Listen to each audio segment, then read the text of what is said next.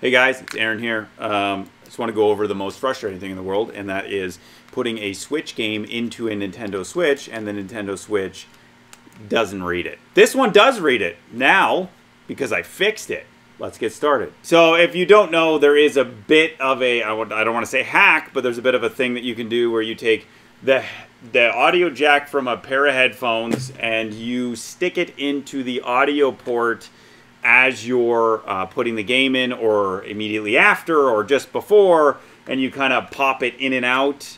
Okay, so the card reader and the audio jack are on the same PCB in here, and my assumption is that when you plug in your audio jack, it pulls more power towards that PCB or whatever. Sometimes it works. Unfortunately for me, it did not. So I got to looking, and my fear is that a lot of people suffer from this and it goes undetected. And that is, you probably have a bent pin in here, especially if you have kids. The kids try and jam this thing in backwards and a pin bends. My bottom left, depending on how you look at it, that pin bent for me. You have to take apart the Switch to get the card reader out so that you can have a better visual on the actual pins. If you can do it without taking apart this Switch, you can just do it right here. You are a better person than I am. It's not difficult to take apart the Switch. You do need a triangle screwdriver, because why?